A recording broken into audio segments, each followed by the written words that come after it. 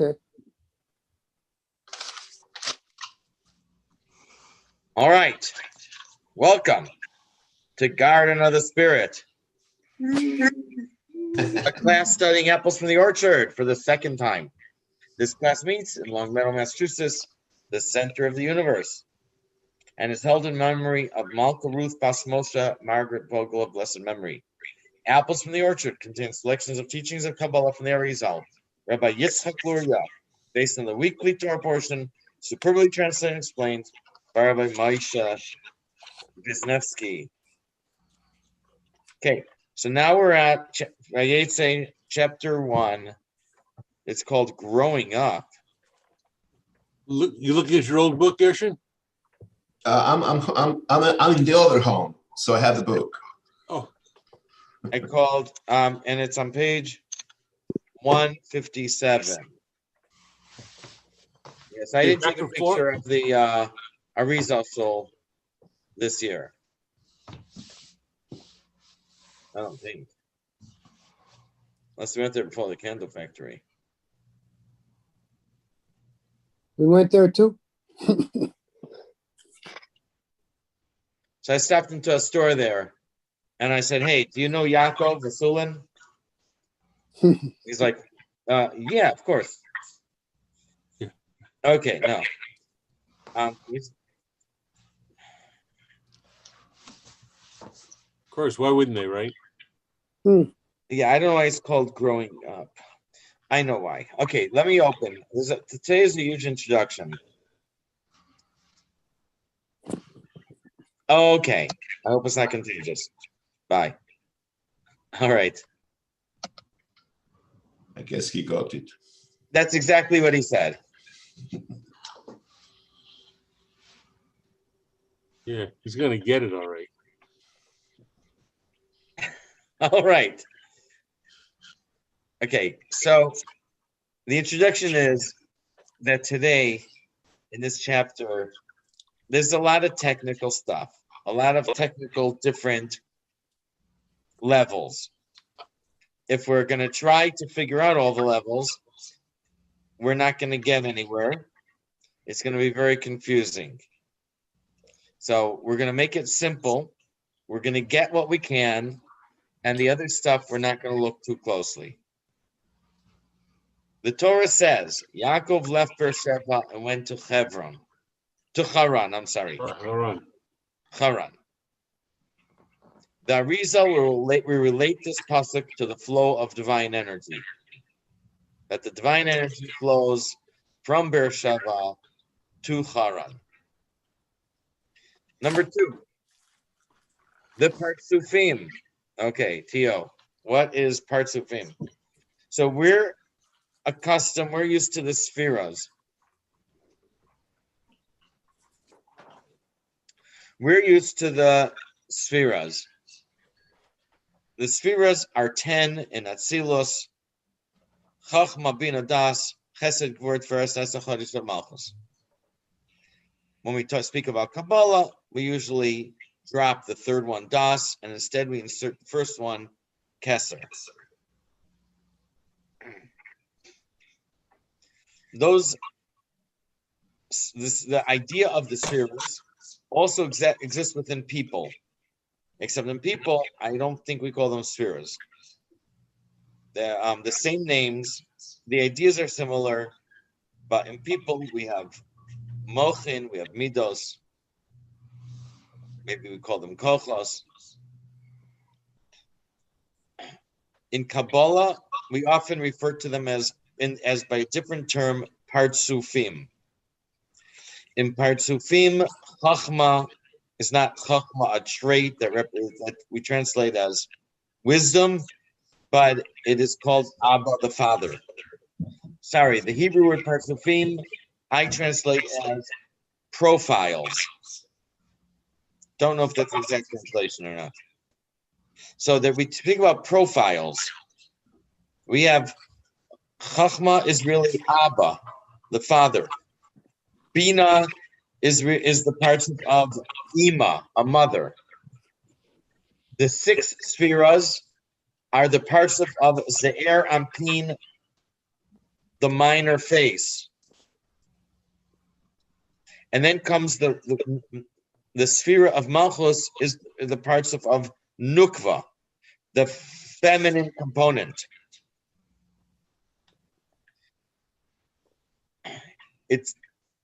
I'm not clear exactly what Partsufim are. It's very possible the Partsufim is just another way of looking at the spheres. I'm going to say that again. It could be it's just another way of understanding the spheres, of looking at them, of explaining them in different terms. What does Partsuf mean? Partsuf means profile. Okay. So to keep things simple, we're going to talk about them interchangeably. We may refer to them as Partsufim, we may refer to them as spheres. We may refer to it as Chachma, we may refer to it as Abba. We may call it Bina, we may call it Ima. Okay, let's keep it simple. And whichever term we use, we'll look at them as being synonymous. Just one, this has been a misunderstanding of mine for a long time, but one sephira, correct? That's feminine. One sephira isn't divided maybe in 10 partsufims, or it's just my misunderstanding? Each sephira is divided into 10, what we call here, sub-sephirot. Okay. And that's how we count the Omer. Tonight Yep, we yep, counted Tiferes of Gevura. So Gevura, we speak about, is divided into the 7 sub-emotional sephirot. Mm-hmm. Okay, so sub-sephira. So partsufin would equivalent sephira, or partsuf, or whatever is the singular. Right, partsuf is singular. And he's gonna explain a little bit inside. We will use, oh, look what I wrote. I'm so clever. We will use terms and concepts that relate to one or the other interchangeably. For example, we may use the other thing is not just interchangeably between partsufim and spheros, but also between people and atzilus. So we may speak about chachma, about the bina being an analysis, and that's really how it relates to people, but we may also be speaking about atzilus. So we may speak about interchange between the people and atzilus. People is our perception. So people in a way is a metaphor, or how it exists within us. Here we are not talking in this chapter in Kabbalah. We are not talking how it exists within people. We're speaking about how it exists within atzilus. So it's hard to say. I wouldn't say it's the same thing, but we would say it's the same idea. The Bina as it is within people and Bina as it is within Atzilus, they correspond to each other. But I think it's hard to say it's the same thing. But we're going to use them interchangeably. We're going to use metaphors and go back and forth with metaphors as well. Just keep in mind that we are, what's the word? We're being interdisciplinary here. We're gonna go seamlessly back from people to spheras and to partsufim. Number 3. Chachma and Bina are the male and female components of the intellect. We've had this a lot. Chachma is called Abba, father. Bina is called Ima, the mother. That's their parsuf names. Ze'er Anpin and Nukva are the male and female components of the emotions. Okay, so the Chachma and Bina are for the intellect. Ze'er Anpin and Nukva are for the emotions. Chachma and Bina interact. They mate. They engage in gamegenesis. And they produce offspring. The offspring are Ze'er Anpin and Nukva. In other words, in human terms, this means that our intellect, how we understand something, produces and influences our emotions, which is how we feel about it. So if we understand that cigarettes are bad for you, and if any of us smoke, don't take it personally. If we understand that smoking is bad for us, then it affects how we feel about it. And we might even be turned off or repulsed by it.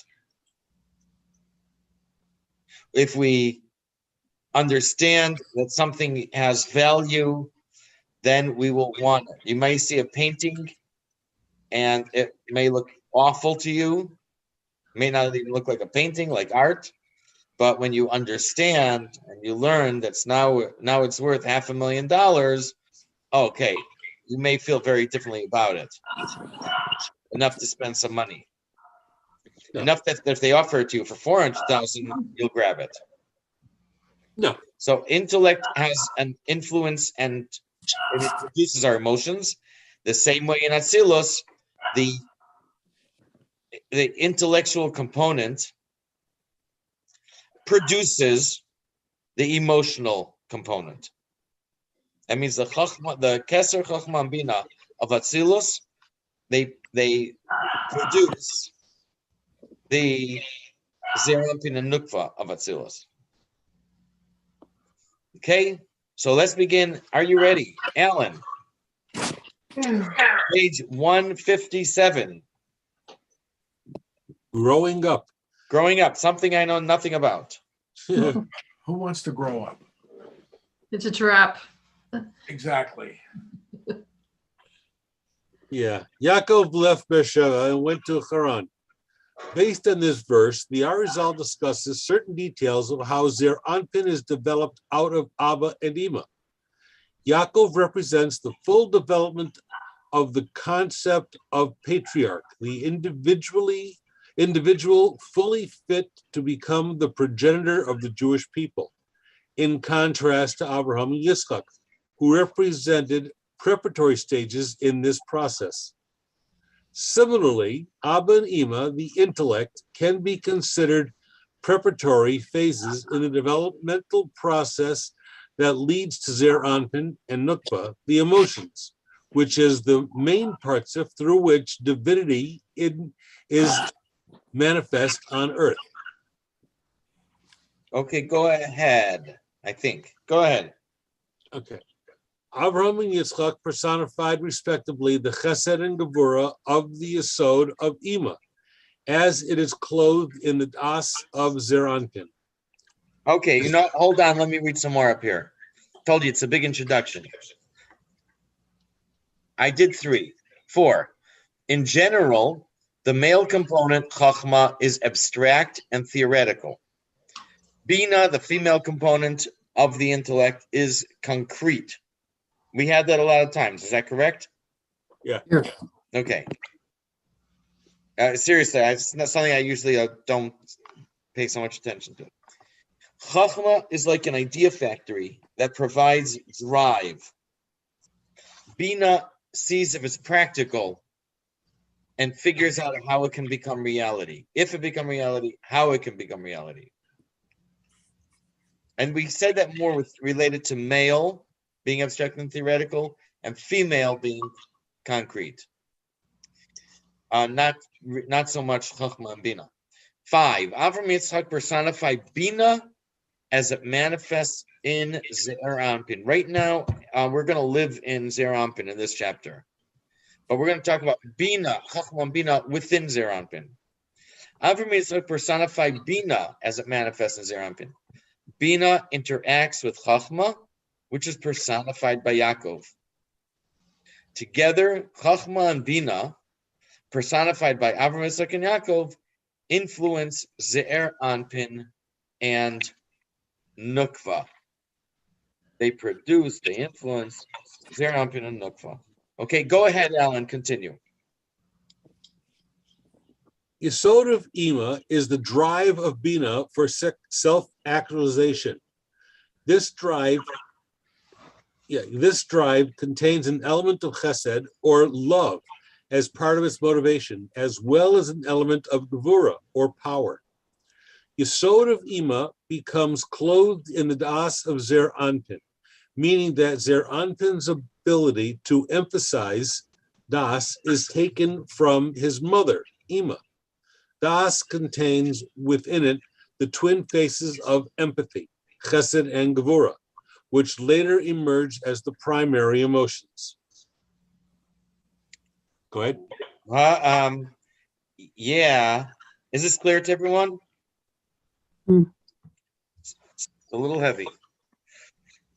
Yes. Okay, go ahead, Ellen. Yaakov personified the Yesod of Abba, which is clothed within the Yesod of Ima. When Yesod of Ima becomes clothed in the Das of Zer Anpin, it already has within it the Yesod of Abba. In other words, the drive for self-actualization within Ima carries within it the drive for self-actualization within Abba. Abba and Ima are the two companions that never separate, always joined in conjugal union, since Chachma without Bina is ephemeral and Bina without Chachma can lose its bearings, as we have explained previously. Yeah, I don't remember which one that was. He had one word. He lost his beer. He's lost his compass without. Oh, I am. Yes. Is everything that we're saying, is it to be thought of as if it's concomitant with Hashem Supreme, or is this separate from but related? I'm not following the question. When we talk about the Svirot and the Partsufim and Chachma Bina Das, and how there's Abba and Ima in each one of these entities, for lack of better terminology, is that all incorporated within the corpus of what we know is to be Hashem, or is it extraneous to? I know it's all part of the spiritual world, but is it all part of Hashem? That's a good question. The short answer is no. The answer a little longer is that it's extraneous. The next answer is that it's all part of the process of creation. It's the flow, right? So everything on this page sounds like he's telling us this is how it flows.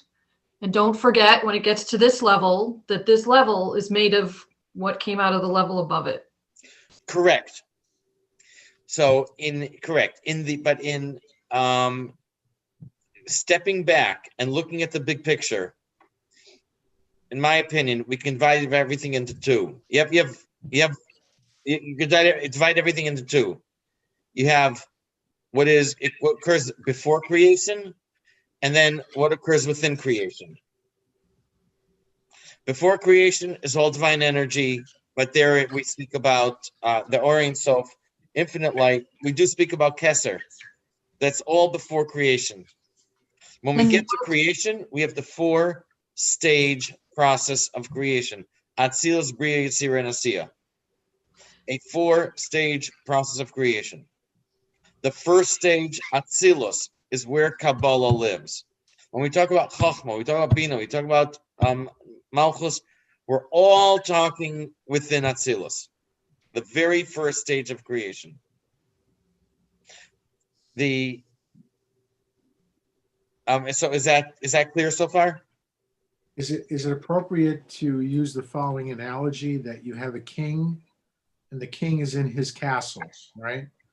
And then you have the domain that belongs to the king. The domain would not exist without the king, but it's almost extraneous to the king and his castle.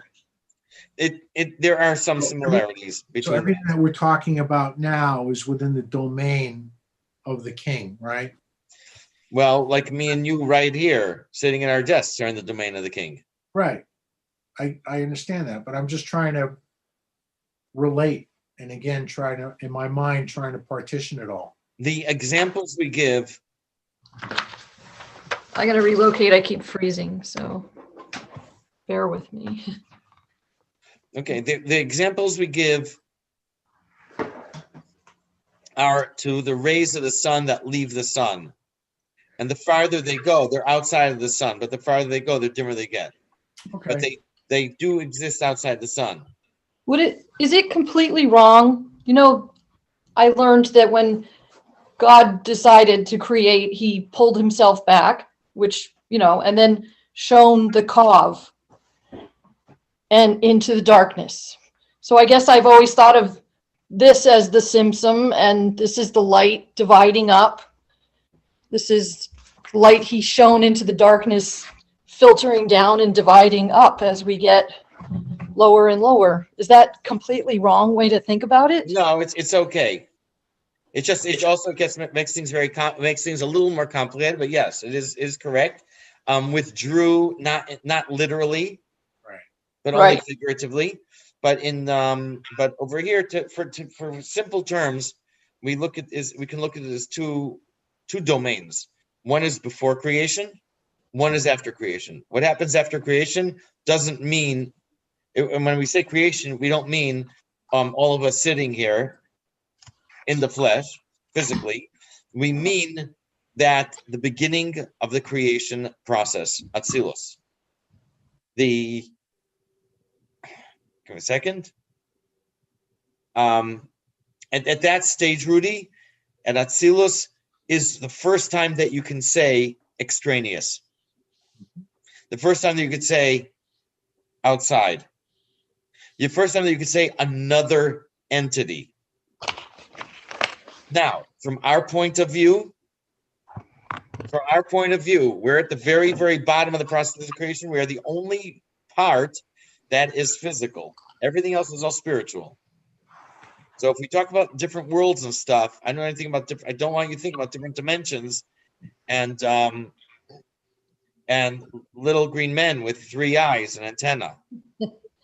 Okay, we're talking about the different whatever dimensions or different worlds. It's not what it means. This is the only physical world. But How do you know that to be true?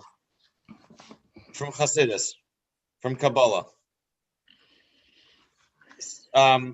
So we're it. This puny little planet with 7 billion people, that's it. So the whole cosmos is this lower level. Not just this little planet, Rudy. This is it. Us and the whatever space matter exists 13 billion light years away.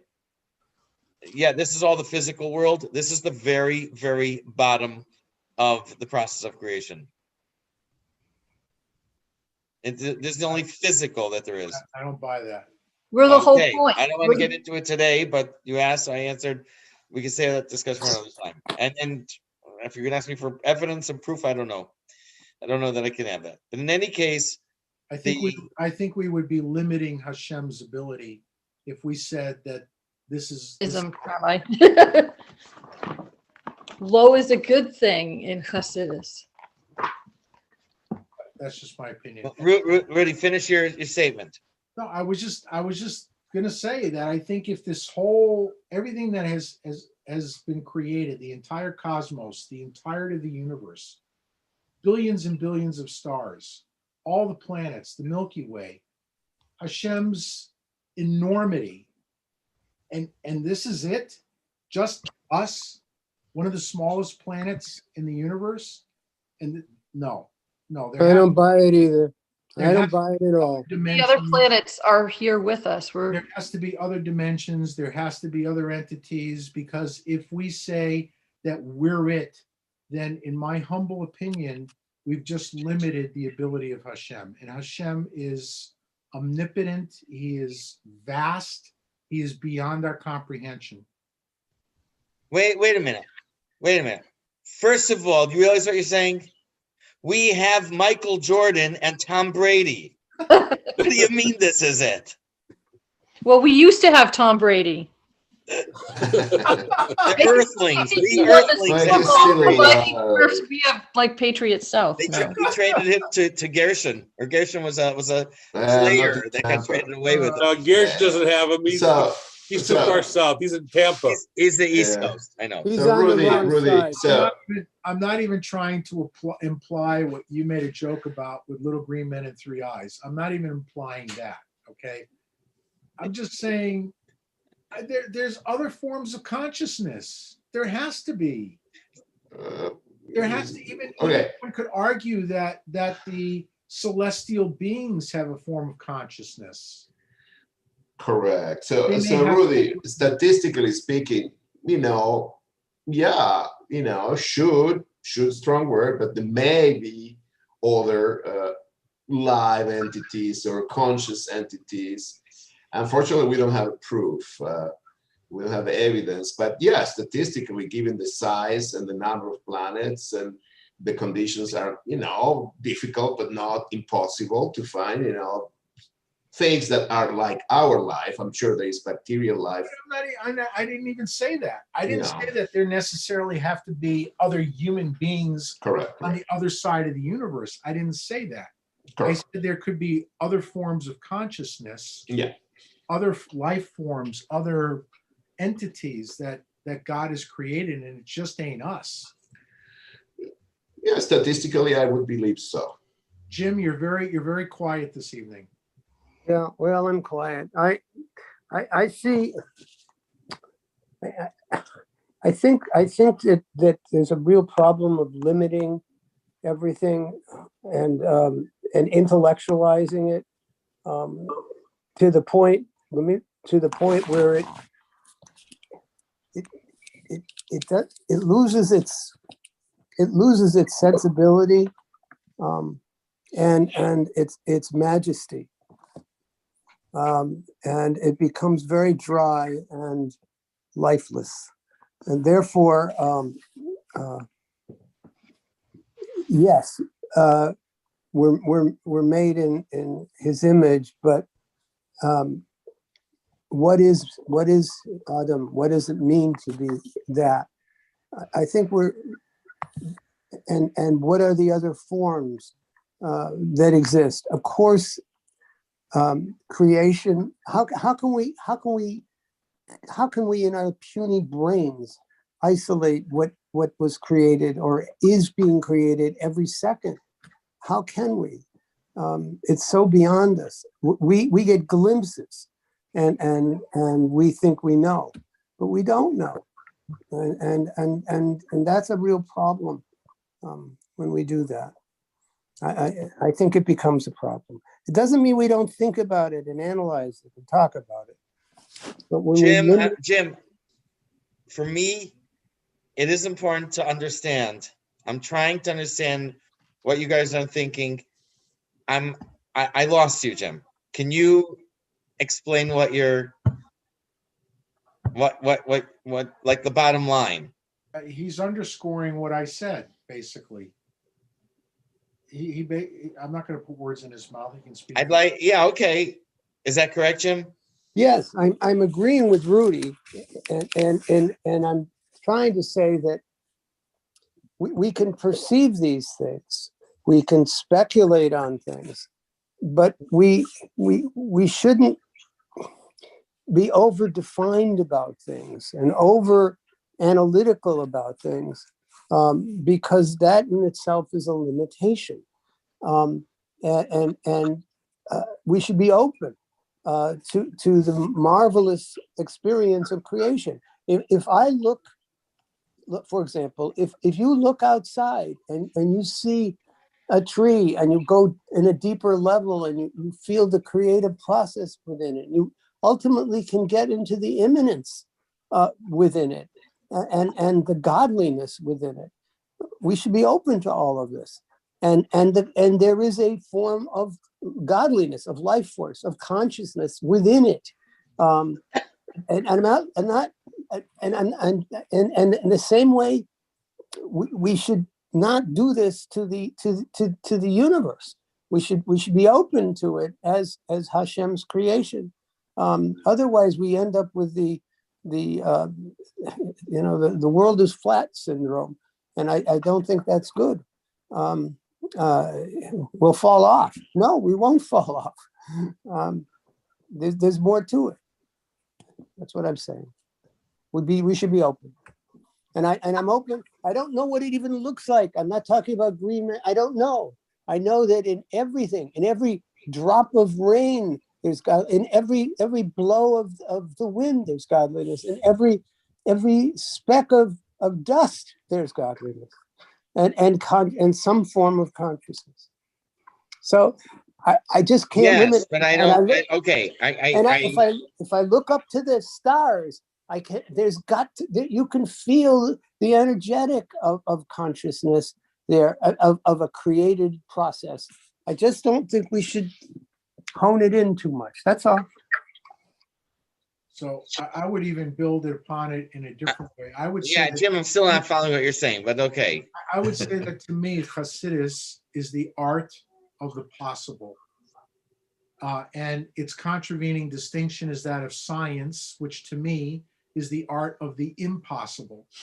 Because science wants tacit proof. Everything has to be, I have to see it. I have to study it. I have to know that it exists.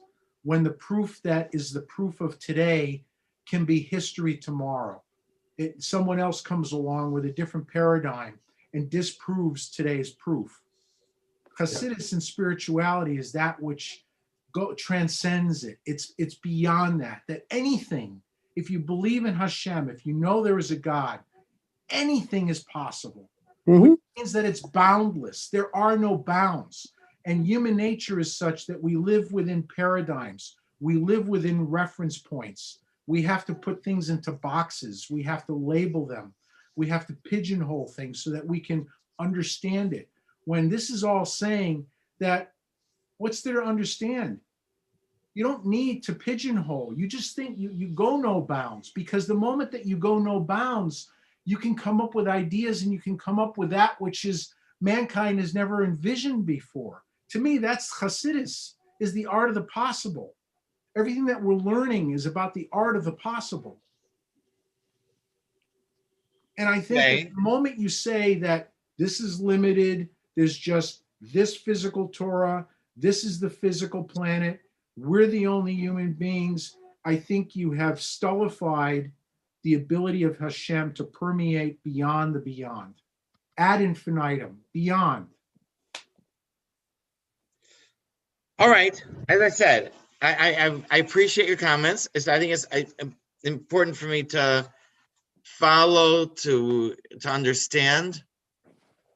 I think just what you said, that yes, there is now we're learning about the extraneous. This in and of itself, what we're learning right now is just so mind-boggling. It is just, and like Jim was saying, we try to comprehend. We try our best with our limited abilities to comprehend, and Hashem's ability is infinite. And I think that what we're trying to do now is understand what is that process of creation that is even beyond Hashem. It's extraneous to Hashem, correct? Is that what we're learning now? Those were your words? It's the first thing that can be called extraneous. Again, these are very, very short answers. I'm not giving you the whole thing. I wanted to give a short answer and explain. Why are you holding back? Why don't you give us the long answer? Because right now I'd like to focus on Vayeitzei chapter 1. Okay, I find that I don't mind discussing these things, but if we go off on a tangent, then we lose track of what we're learning. And I find that it helps to study this. We can certainly, someone has, a related thing, we can go into discussion. But if we go into a long discussion on don't you think that this discussion helps us better understand these concepts? Some, yes. And if we do, we can go with it. With this, I think that it's not specifically for this thing. And I find it easier to focus and concentrate if we can stick to this. So that's why I said I'm going to give a short answer. I feel it's very important for people to be able to express themselves. And that's why I'm listening carefully as you are making your points. But as I mentioned before, I don't want to get into a whole discussion on that now. And it would be a fascinating discussion. Maybe we can schedule it in for the class at some time. So I appreciate, I do appreciate your comments and perspectives. While you were speaking, I was listening. I was also looking for something for a file that I don't find. That is a fascinating article. I think I read that it's one of the most downloaded article from the New York Times. I think I saw that. but I did save it when it was published.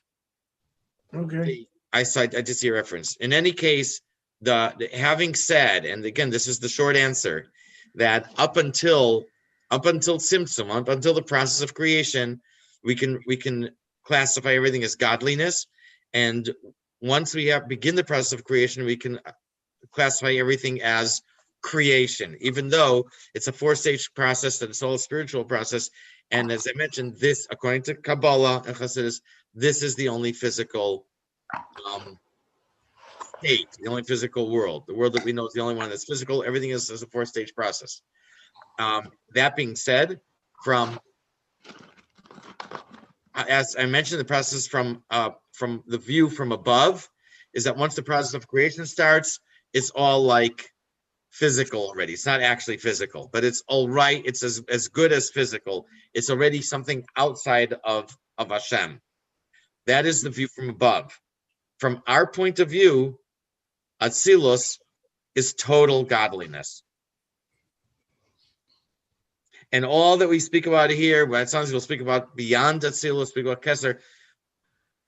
From our point of view, from the point of view of the world, Atzilus is total godliness. There's no distinction even between the iris and the kalim, between the lights and the containers, from our point of view. So this is so, but it's it's helpful to understand our perspective, and then the perspective from above, and how things are, how things exist, how things appear. At this point, I'd like to go on here. We're gonna, when they say put that in the parking lot, and we did 5. Let's go to 6. And some of these things are foundational. Is some things that we'll come back to very often, and we've certainly mentioned it before. I'm bringing it here again. Chachma and Bina always interact, but they interact at different levels.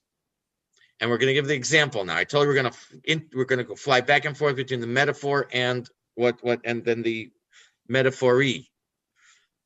Ideally, a husband and wife are intimate when they are in tune with each other. They are on the same page, intellectually, emotionally. They support each other. They look out for each other. They understand the other's personality intuitively.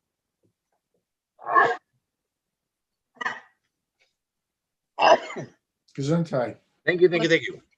We've spoken about this many times. This is called a mature or developed relationship. If the husband and wife are not on the same page, they can still be intimate. This would be called an immature, undeveloped relationship. In fact, they can be at odds over many things. They can be not only on the same page, that one's, I don't know, maybe he's from Mars and she's from Venus, if you can imagine that. But it could be far different than that. They can actually be contemplating divorce. Okay, they could be really angry at each other and so on. They could technically still be intimate. So we said this would be an immature, undeveloped relationship, kind of like a beginning relationship between partners who are just, who are learning about each other, getting to know each other. So it's similar with Chachma and Bina, or Abba and Ima, if you want to use the partsiv terms. The difference is that Chachma and Bina, as we said, are always in a state of interaction. They are never apart.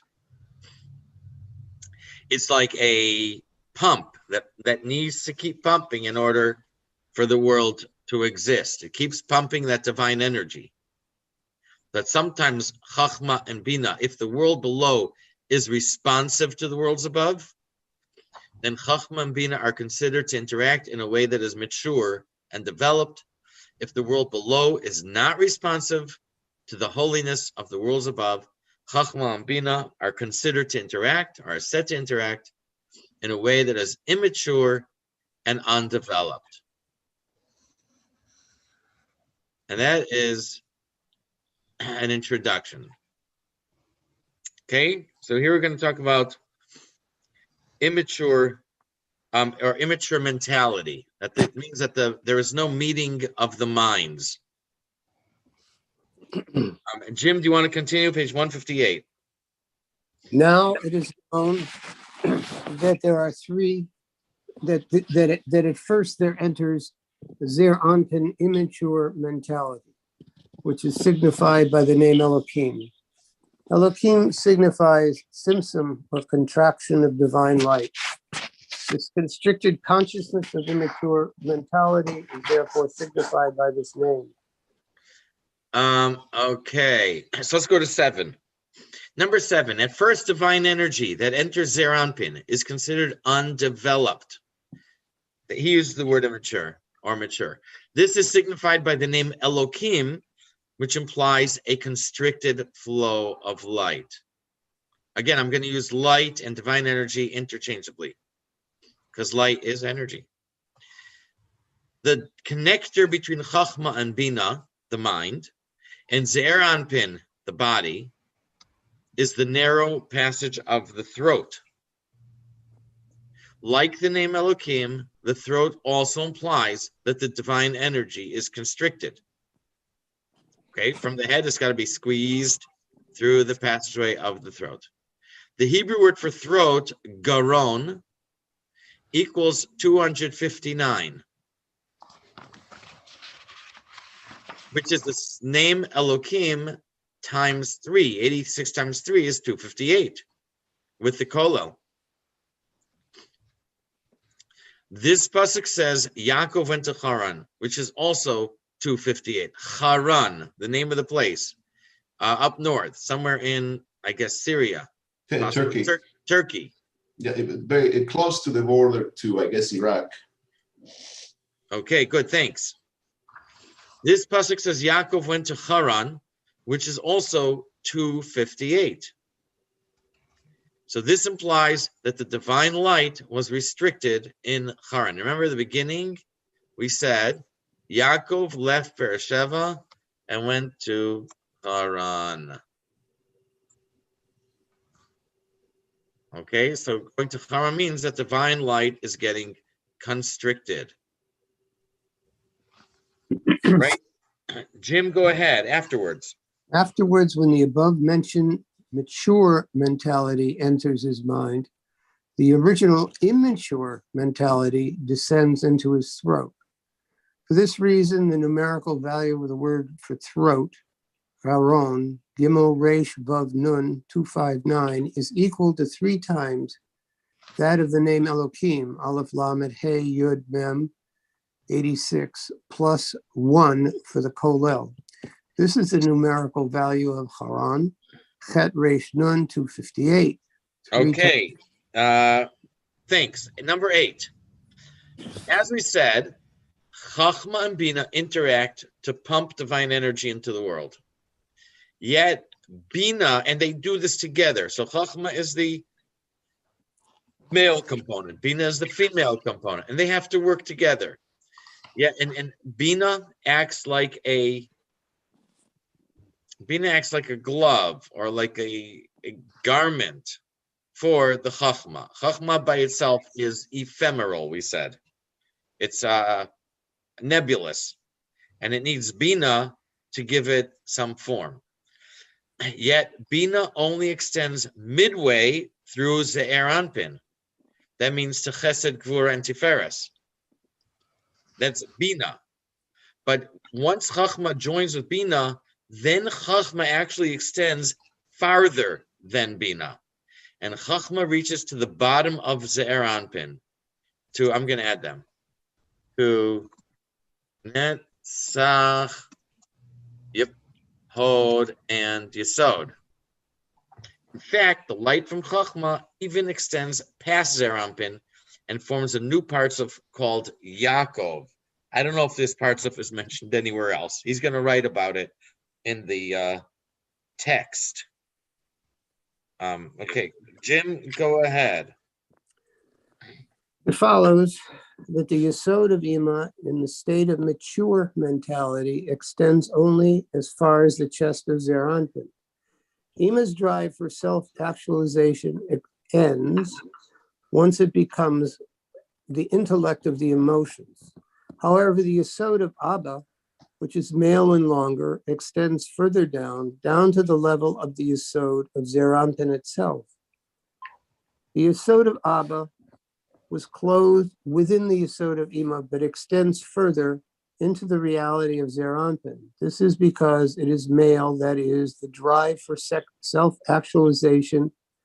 As a drive for self-actualization, it extends further.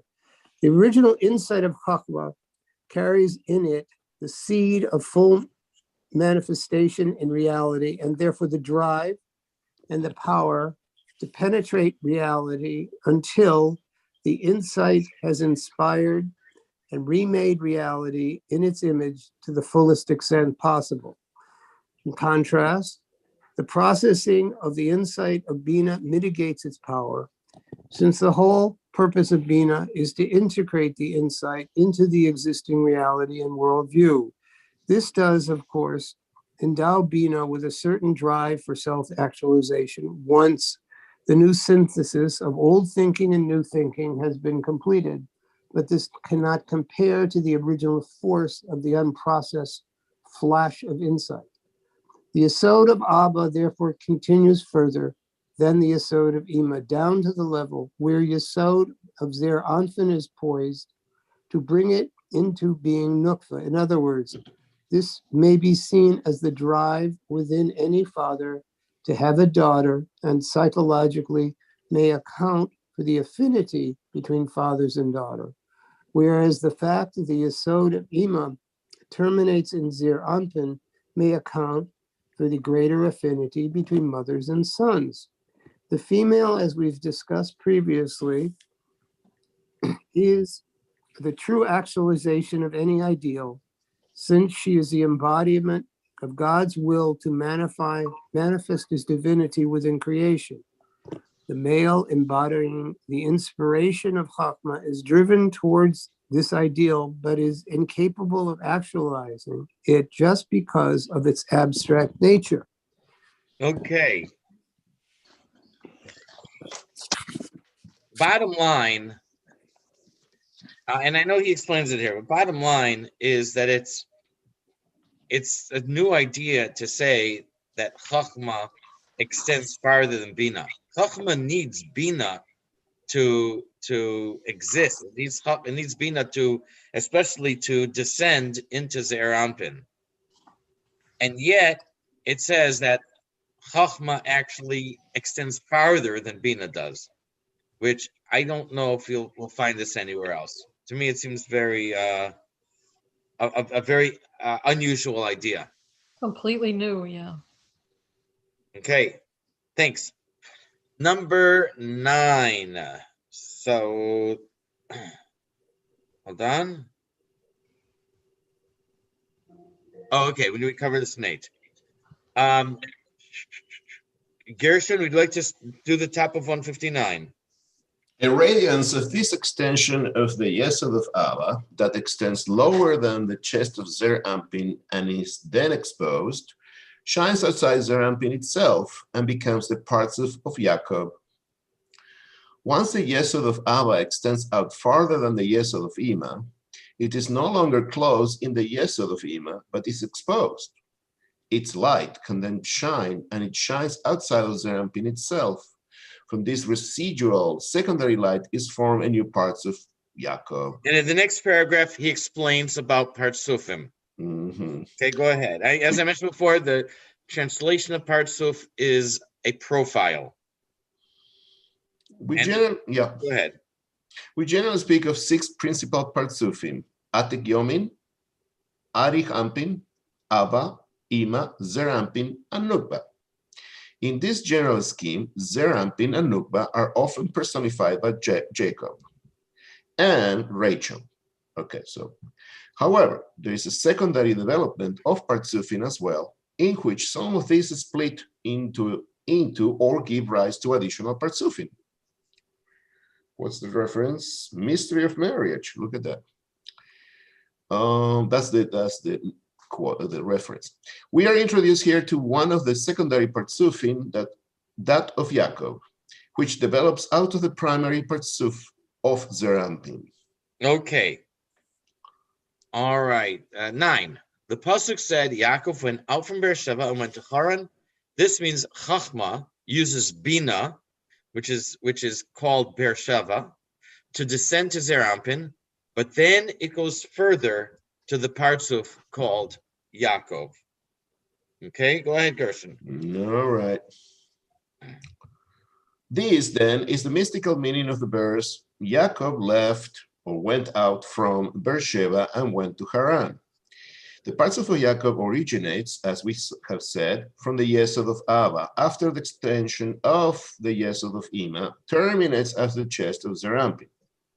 At that point, Yesod of Abba goes forth and is revealed from within the Yesod of Ima, which is termed Beersheba, as we will explain. Beersheba means the well of 7. Its mystical association with the Yesod of Ima will be explained presently. The verse thus reads, the origin of Yaakov, that means the Yesod of Abba, went forth from the Yesod of Ima, that's Beersheba. Okay, thank you. Thank you. So as I mentioned at the beginning of the introduction, there's going to be a lot of technical stuff, and it's going to be complicated to follow it. I'm exactly what it means, and I felt here we should keep it as simple as possible, and it'll be a lot more meaningful for us. It'll be a lot easier to follow, a lot more meaningful if we focus on the big picture. So we could get into it. I think, put it in my notes in simple terms, but exactly what the main idea is. So here we have the final letters of Yaakov left Be'er. 3 words. Yaakov left Be'er. The final letters are Vayeitzei Aleph, Yaakov Beis, and Be'er Reish. They spell Aver. Aver by itself means limb, but it's sometimes used as a euphemism for the male organ. And we do find that in places. If we scramble the same letters, we have Be'er, a well, as in Be'er Sheva, well of 7, which can refer to the female organ. You're not going to open a book and find it. You will open the book and find Aver referring to the male organ. You will not open somewhere and find Be'er referring to the female organ. However, from in Kabbalistic perspective, the Be'er, a well, would be a beautiful metaphor for the female organ. The term in Kabbalah for people seeking Hashem, and which is arousal of the female to stimulate the male, is feminine waters. Just as a well holds water. The Talmud speaks of rain that stimulates rain that comes from above, would be the male waters, which stimulates water under the ground to rise, and thereby water vegetation from below. So the water under the ground that's rising would be the feminine waters. The rain would be the male waters. So it fits in very well with this pasuk, because we have both the a reference to the male organ, the final letters of Vayeitzei Yaakov miBe'er, and we also have a reference to the female organ in the word of Be'er, the well. Okay, Gershon, go ahead. Mm-hmm. Where are we? The Yesod of Abba? That's where we are? Anybody? Yes. Good. The Yesod of Abba, who is male, is termed the male organ, Aver. It is therefore alluded to in the final letters of the word Jacob left Be'er, Vayeitzei Yaakov miBe'er. Aver, Aleph, Beis, Reish. Vayeitzei Yaakov miBe'er, final letters Aleph, Beis, Reish. The Yesod of Ima, however, is female and therefore alluded to by the inversion of those letters, which yields the word for a well, Be'er. which is concave and hollow, and into which the male organ is inserted. Therefore, the yesod of the female parsuf is always called a well. Aleph base resh inverts to base aleph resh. Okay. Thank you. Okay. Some more. Number 11. Okay, 160, Abigail. Why don't you continue?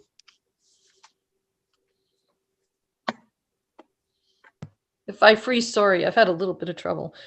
This is true also for the reason that the female parts of causes feminine waters to ascend, just as a well is an upwelling of subterranean water toward the male organ. In order to couple, the male and female partsufim must mutually arouse one another. The Zoharic terms for these processes of arousal are the descent of male water and the ascent of female water. The images evoked are that of rain for the male and the upwelling of spring water for the female. Okay, hold on.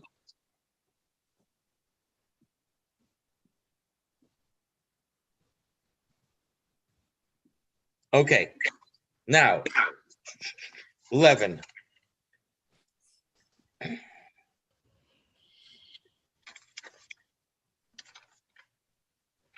There are two reasons the feminine component, I'm watching the time, guys, we'll do a little more. There are two reasons the feminine component, as in Be'er, is called Sheva, the well of 7. At the upper part of Ze'er Anpin, we have 4 parts, Chachma, Bina, Chesed, and Gvura. As they descend into the lower part of Ze'er Anpin, they are only 3, because Chesed and Gvura combine into Das. Each of these correspond to one name Havaya. We thus have 7 names Havaya. And that's why it's called Be'er Sheva, the well of 7. Okay, Abigail, go ahead as to why. As to why the female Yesod is called Beersheba, the well of 7, this is for 2 reasons. First, the brains of Ze'er Anpin were originally 4, Chachma, Bina, and the states of Chesed and Gevura that would later be contained within Das. Originally here refers to before Ze'er Anpin emerged as a Parsuf and was still in the womb of Ima. Later, when they descended further and entered the Netzach Hod Yesod of Ima, they became 3 brains, Chachma, Bina, and Das, which now included Hesed and Gevura within it. Part of the maturation process of Ze'er Anpin was the coalescence of Chesed and Gevura into one power of empathy, Das. Okay, keep going. As is known, these mature states of mentality are all names Havaya. Therefore, the 2 developmental stages comprise 7 names Havaya within Ima, and therefore Yesod of Ima is called Beersheba. Okay, that's just as I explained. Yep. Now, so that's in Ze'er Anpin, there are 4 parts in the upper part of Ze'er Anpin and 3 parts in the lower. 4 parts of Mochin, of the mind, of the intellect. 4 parts of the intellect in Chesed, Gvura, Tiferes, and 3 parts of the intellect in Netzach Hod Yesod. Okay, 12 will be something similar, but it's going to be at a different level. A second reason is that Chachma, Bina, and Das of Ze'er Anpin, as they exist in the lower part of Abba, so we're kicking them up from Ze'er Anpin, we're taking them up to Abba. As they exist in the lower part of Abba, combined with Chachma, Bina, Das of Ze'er Anpin, as they exist in the lower part of Ima. And together, there are 7. I think it says that in Abba, they are 4. In Ima, they are only 3. And together, they correspond to the 7 names Havaya in Ima. Okay, go ahead Abigail. Okay, the second reason is that when the three brains of Zeranpin, Chachma, Bina, and Das, when it is at the level of Netzach, Hod, Yesod of Abba, are joined with the four brains of Zeranpin, Chachma, Bina, Chesed, and Gevura, when it is at the level of Netzach, Hod, Yesod of Ima, it gives 7 names Havaya. They are all clothed with an Ima, as is known, and therefore her Yesod is called Beersheba. The fact that Yesod of Ima becomes clothed in the Das of Zeranpin is just part of a larger picture. The entire triplet of Netzach, Hod, and Yesod of Ima becomes clothed in the triplet of Chachma, Bina, Das of Zeranpin. Similarly, just as Yesod of Abba is clothed within the Yesod of Ima, and therefore once removed within the Das of Zeranpin, so is the entire triplet of Netzach, Hod, Yesod of Abba clothed within the triplet of Netzach, Hod, Yesod of Ima, and therefore once removed within the Chachma, Bina, Das of Zeranpin. Thank you. Bottom line, in Abba, they exist as 3, and this is the lowest part of Abba. The I think the Netzach, Hod, Yesod of Abba. That they exist as 3. Within Ima, they exist as 4. That's at very simplest explanation. Which, however, this leads us to 13. Yaakov is 10 plus 70 plus 100 plus 2 is 72, is 172, or 7 times Havaya. Havaya is 26. 26 times 7, 172. We did have this back in Lech Lecha when I talked about the name of Abraham. So Yaakov is now 7 Havayas. Yaakov went out from Beersheba refers to these 7 names Havaya, which match Yaakov in value. Okay, read the top. But 26 times 7 is 182. Yeah. Not 172, it's 182. And you add up the first letters of Yaakov, it's 182. Okay, thank you. Oh, it says that in the. So they're both 182. It's 182. Well, what's 10 more or less for us? Between friends. I think that's the very. I think it's the very. Yeah, it's the very last line in this chapter. Okay, and yes, it is 182. Thanks very much, guys. Okay, 161 at the top. Abigail? Abigail, for this reason. Okay. For this reason, Yaakov also comprises these 7 names Havaya, whose combined numerical value is the same as that of Yaakov. This then is the mystical meaning of Yaakov went out of Beersheba. Havaya Yud He Vav He is 10 plus 5 plus 6 plus 5 equals 26, and 7 times 26, 82, as we know. Yaakov Yud Ayin Kuf Beis equals 10 plus 70 plus 100 plus 2 equals 182. Okay. And we're going to stop here for the week. Interesting class. Some wonderful ideas raised and not yet explored. We appreciate that, and perhaps we can put in the parking lot and continue it at some point. Okay, discuss further. Thank you, Chaim. Thank you, Thank Chaim. you. Good night. Okay, Good folks, night, and if I everybody. find this article, I'll share it. It was a very interesting article about creation. Definitely. Okay, everyone. Good. Hold on. Good night. See everybody. Okay, wonderful.